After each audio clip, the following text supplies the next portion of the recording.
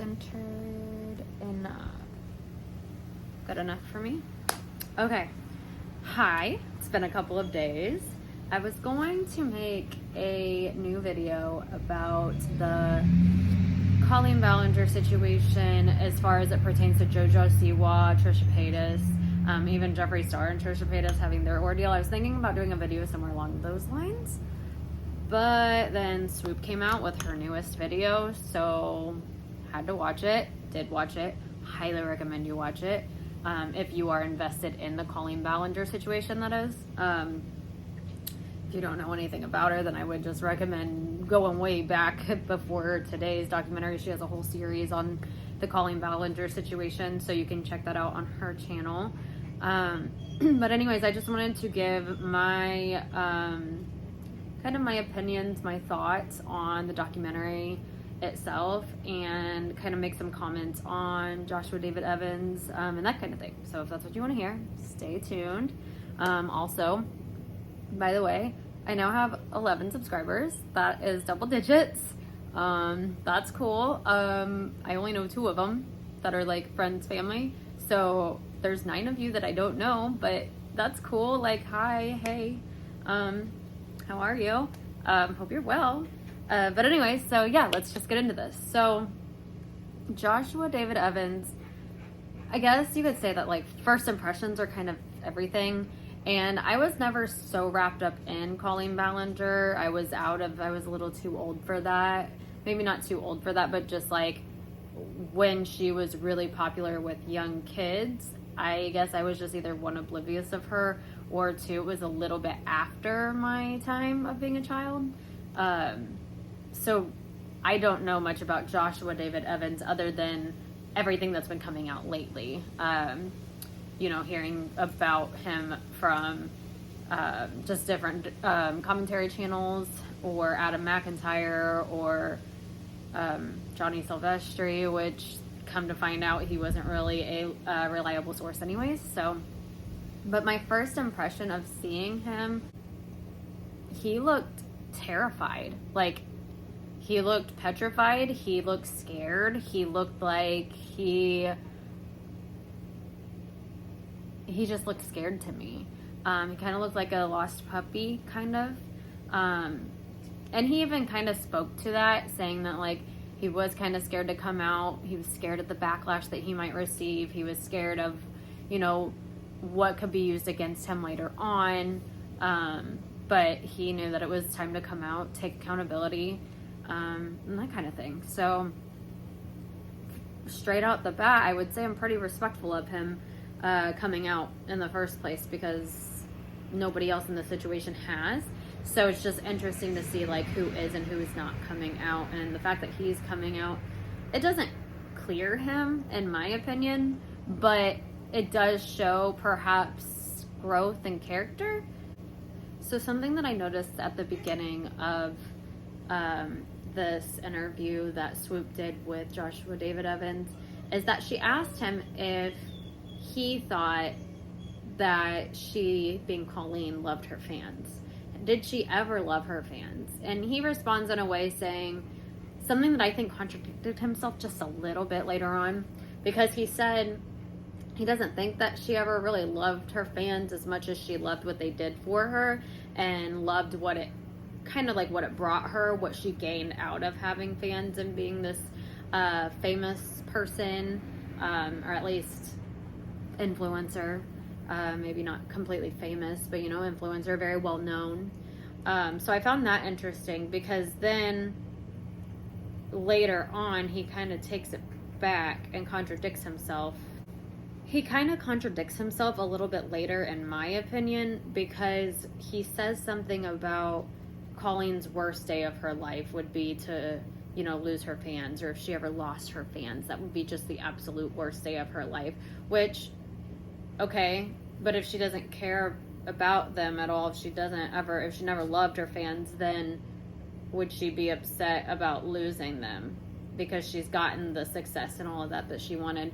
I don't know. It might be a little bit of a stretch, because I can see both ways. I could see how Like, of course she's going to care because she's not going to bring in the money and she's not going to bring in the attention that she was getting, you know, like she's going to lose her friends as well as her fans. Like her fans and friends kind of were synonymous terms for her. And so I can see both sides. I can see how it can kind of contradict itself, because don't you have to kind of care about somebody if you're concerned about losing them? But then in the same respect, I can see the other way too. So it was just something that I noticed though. He also spoke about the way that she sang on her now infamous Toxic Gossip Train video. And her song Apology, which wasn't really an apology, but, well, not in my opinion anyways, it's not my apology to accept, but he talked about the way that she looked at the camera, like the way that she batted her eyes and kind of the body language, and I don't know if he said it verbatim, but something like passive aggressive or aggressive, in the way that she does that, because it's kind of like a sarcastic undertone to it. He said that he lived with those looks all the time. Like he felt very replaceable, and he felt, you know, he just felt like part of a gig the whole time, like reality TV almost.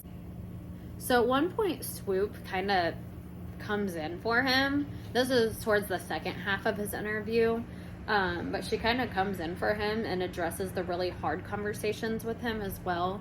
One of the conversations that they confront is some of the racism done in their past videos, and how a video on his own channel was in fact very racist, and she called him out for racism in that and asked why he wouldn't just delete that video, take it down. He said it was because he no longer had access to that account, as he doesn't have the password to whatever that account is. So and he named that account in Swoop's interview. Interesting that she was able to call him out, but even when she called him out, and of course he's going to be on his best behavior, right? But what I found interesting is that he really did kind of handle it with grace. And actually through the entire interview, I noticed that he was kind of he came off to me, again, these are kind of like first impressions to me, but he kind of came across to me as though he was in a healing journey now, that he's kind of in depth into his healing journey, and it seems like he just is now trying to protect his peace, which I can respect that. Swoop, of course, had to bring up Johnny Silvestri, which claimed to be a minor when he had a friendship with Joshua David Evans, which is quite the controversial character or person in this entire thing, because Johnny was known, or is known now, for exaggerating and hyperbolizing a lot of what his and Joshua David Evans' relationship was at the time. And they clarify in this interview that any time, and I believe Johnny also, you know, said this as well, so I believe that it's confirmed on both sides, that any time Joshua David Evans was around Johnny, it was around his family too. So that gives a little bit more leniency for me as well. I mean, I can see it's still kind of odd, but it's somewhat turned into one of these situations like in small communities. I'm from a very small community, small area. I'm from a small town that has churches on every corner, okay? And in most of these churches, and really everywhere around here, they have buddy systems, or they have brother-sister programs where kids that are having a hard time, or they have a rough home life, or just kids that need the extra companionship, that don't make friends easily, they can join these systems, these buddy programs, or these local youth groups, or that kind of thing. And so it kind of reminded me a little bit of that, as I have seen around where I live, that there are these buddy type systems. Granted,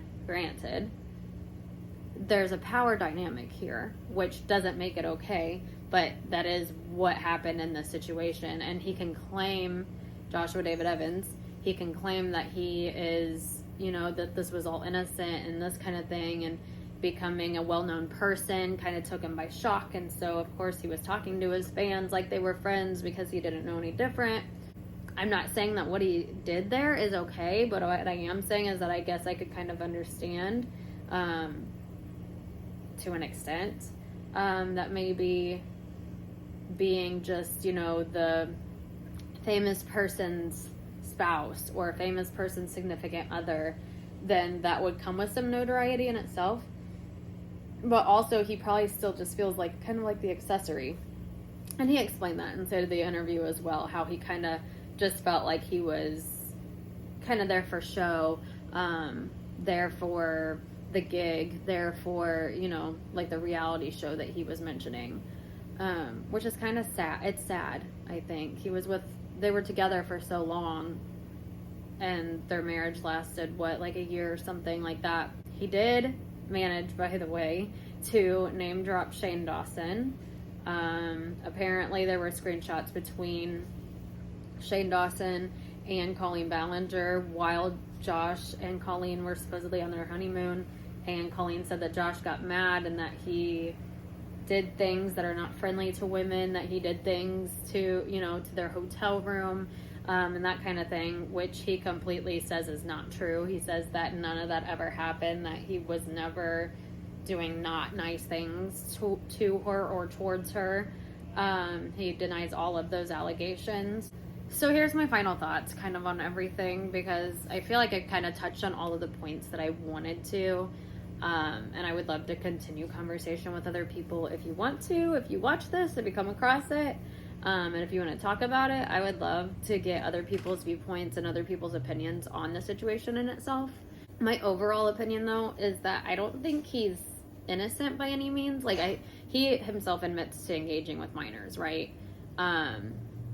He himself admits to, being in the tiny chats, granted only a handful of times, not all the time, like what has been previously claimed by other people. But he was probably coming from a pure place as far as he was concerned. But even though he was coming from a place of pure heart, that doesn't necessarily mean that it's okay. I think he's a victim to Colleen, and she's probably victim to him as well. Like, who knows what happens behind closed doors? You could literally fill an entire house of things that none of us know what happened behind closed doors, right? I would say that I feel like his intentions going forward is towards a life of healing, and he's remarried, he has kids now. I think he's more focused on that now than anything else. And it seems like he's really, not to sound so much like the Trisha Paytas stuff, but it kind of seems like he's in his peaceful era. He only wants peace, and he's protecting his peace. So that's kind of what I think. Would love to hear what anybody else has to think. This is kind of a longer video than the other ones that I've made, but it was a really long documentary, so I feel like I condensed it a lot considering it was a 3+ hour documentary. But anyways, thanks for stopping by. I hope that I didn't just talk circles this whole time and that some of it made sense, and I hope to, hopefully hop on soon again. Okay, bye!